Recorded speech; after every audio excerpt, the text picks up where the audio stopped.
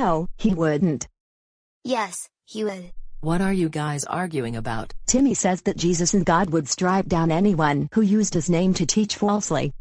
He's all-powerful, so there is no way he'd let someone use his name to teach wrong. I say there are people on TV, on radio, and even in churches, who use Jesus' name to promote things he would be against. Who's right, Grandma Kendra? Jesus spoke about his very thing. Let us remember what he taught us.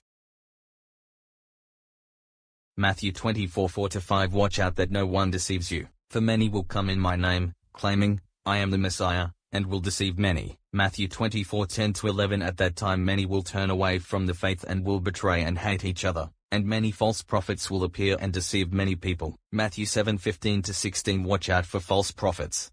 They come to you in sheep's clothing, but inwardly they are ferocious wolves. By their fruit you will recognize them. So, there will be people who teach wrong things in Jesus' name. What does it mean by their fruit you will recognize them? Well, start by remembering what Jesus taught us were the two most important commandments. Love God and love your neighbor. When Jesus talks about recognizing people who falsely claim to follow him by their fruit, he is talking about recognizing them by what they say and what they do. Luke 6:43-45 No good tree bears bad fruit, nor does a bad tree bear good fruit. Each tree is recognized by its own fruit.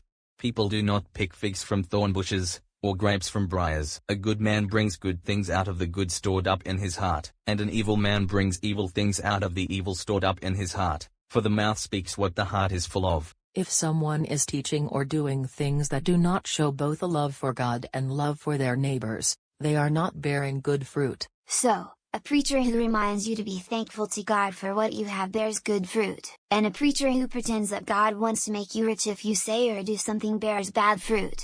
A preacher who lives humbly and whose ministry serves the poor bears good fruit, and a preacher who lives a luxurious life or builds a lavish church for his parishioners bears bad fruit.